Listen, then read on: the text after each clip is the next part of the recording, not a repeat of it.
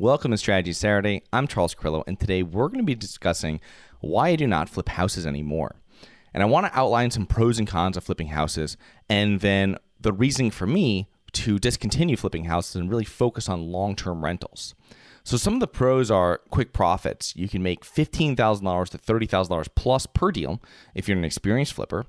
Financing is easier today than it's ever been before for flipping. And you can find these hard money lenders online. There's tons of nationwide ones. There's also a ton of scams, so make sure that you know who you're getting money from.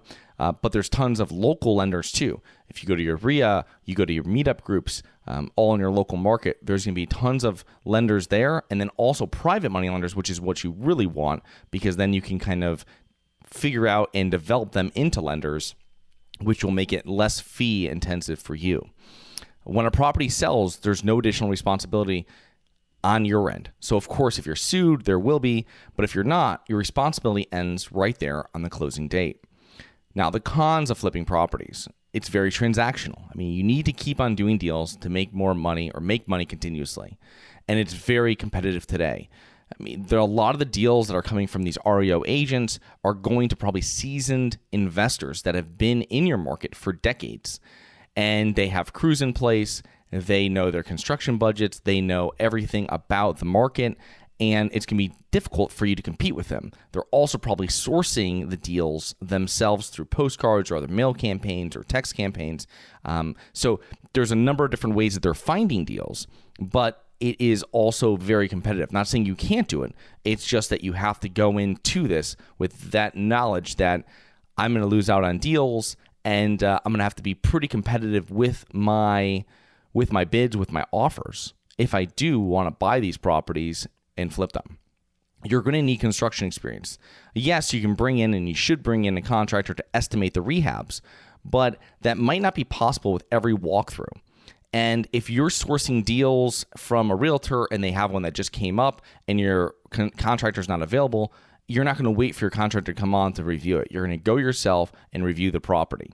And then you have to make your decision. So when you put the offer in, because you don't want that offer to come in days later, you want to do it right there on the spot. The other thing, though, is when you're doing with these flips is that if you are sourcing the deals yourself and someone calls you and it's on a weekend and your contractor's not available, you want to go out there and you know that they're probably getting a ton of other mail, calls, and texts from other investors. So you're going to go out there and you want to give them another offer on the spot and let them know that you're serious and you want to buy it and you can close. You're not going to wait to go in with your contractor. So that's another rookie mistake that you need to have that knowledge and you need to be knowledgeable before going out and making offers, or you're going to find yourself with a lot more unanticipated expenses. But that's a common thing. Now, when you're renovating any type of real estate, there's always going to be expenses that pop out of nowhere that you weren't thinking about, that weren't in any of your underwriting.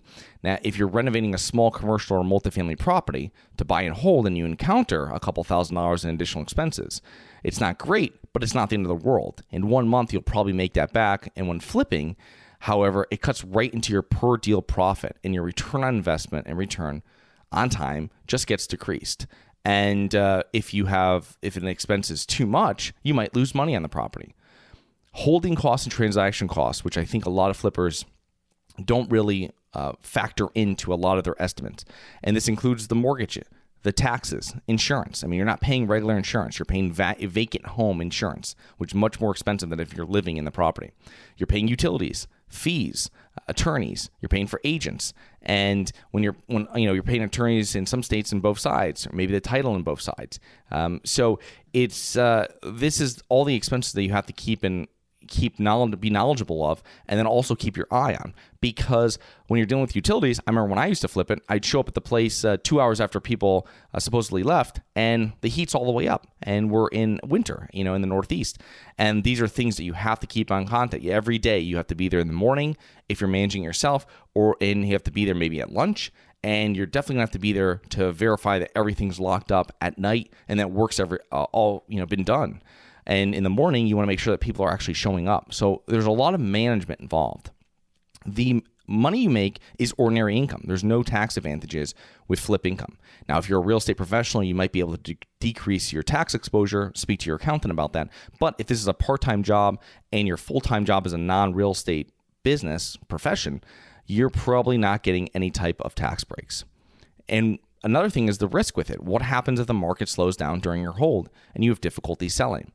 Now, a lot of experienced flippers, they are usually trying to do 100 days from the time they buy it to the time they sell it. And that's a really aggressive goal, I think, for flipping houses. I think most flippers are trying to do it within 4, 5, 6 months, and that's still pretty good. But what happens if during this 6 months, 6 months is a long time, a market can really cool off in that time.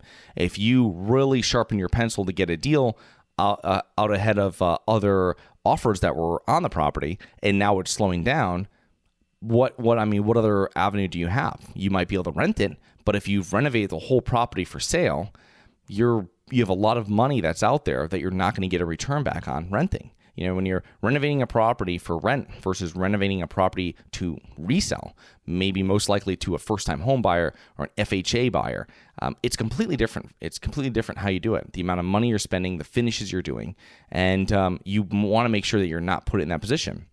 Now, the main reason why I stopped flipping houses 10 plus years ago was the difficulty of finding and keeping good contractors and handymen. It's very time consuming to manage contractors and handymen. Number one is finding them. And then the other two is, like I was just saying, is that you're there at 7 a.m., 8 a.m., making sure they're actually working. If they're not going out and buying stuff, they might call you for every little thing. Now you have to go to the supply store and you have to pick up everything.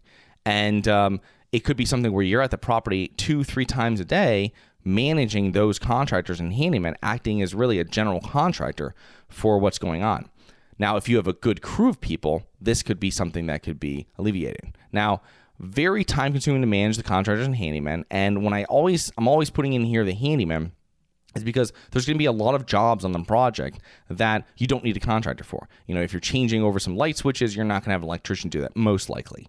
Okay, you're most likely going to have your handyman do that. Now, if you're running wires and all this type of new outlets and here and there and going up to the box and everything like that, you're going to have an E1 electrician do that. But you have to know what goes where and what you do to save money, but also being on par with what's going to be allowed in that town, and making sure that you don't have any issues when it comes to sell if you don't have permanent work. It's a whole nother ballgame that I want to get into right now, but something you have to think about. Transactional income. I don't like making transactional income. I try to avoid it. So I stop working. I stop being paid. I try to avoid that. That's why I'm really working on long-term rentals and focusing on that. Now, it's much riskier than long-term rentals as well. As we said, you're speculating that a house will have X amount of repairs and expenses and sell for Y. And there's usually not a huge margin of error, especially when you're in a hot real estate market like we're in now. And if you're in a market, another market today that's even hotter, some of these places in the Southeast, some of these places in the Mid-South, if you're in Texas, you're in Florida, you're in Atlanta, these places are red hot. There's going to be tons of offers going in. If you're sending out postcards, there's dozens of other people sending out postcards. There's dozens of people calling those people. There's dozens of people texting those people trying to buy their property, and you're going to have to compete with all of them. Now, obviously, price isn't the only factor, but it is a pretty big factor in most situations when you're buying property. Now, the main issue that I had was I didn't have a system and set team in place, and I would have put together a group of subcontractors and handymen that I could have consistent work for from one house to another. I have one friend, he has 2 crews, and what he does is he can do 4 houses per month with these 2 crews. Now, he just has to worry about deal flow because he's got the money from private lenders already, and it's not a problem. He's been doing it for 15 years or so. So if in that situation, he's just working on getting deal flow and then dealing with the disposition of it, selling it later on. I would increase my deal flow with more REO agents and direct-to-owner marketing. I really would have turned the heat up on that, and really working with banks and the agents they work with, and a lot more maybe postcards or direct mailing pieces. I would have connected with a lot more private money lenders Private money lenders versus hard money lenders. Hard money lenders, this is like a business to them. There's going to be fees. There's going to be points, all this kind of stuff. If you can find a high net worth individual, hopefully with a retirement account, and really cultivate them and develop them into a private money lender, now you might not be paying 10, 11, 12% for money. You might be paying 6, 7, 8% of money, and then just their costs. You don't have to pay them points if you cultivate and develop that person, that high net worth individual, into a lender. Now, doing a flip here and there is much harder than doing 1+ flips per month. And if you've ever spoken to large flippers, they are doing dozens of flips per year and have 1 to 2 crews on salary. And once that place is done, once that's in place, you're really just focusing on consistently finding deals, and you're moving them from one place, one home to another. And you can keep them, when you keep them busy and you have managers that are watching them, it makes your job a lot easier, where you're just working on, as I said, finding more deals and really disposition, because if you have a network of private lenders, that kind of completes the whole circle. So please remember to rate, review, subscribe. Please submit comments and potential show topics at globalinvestorspodcast.com. Look forward to 2 more episodes next week. See you then.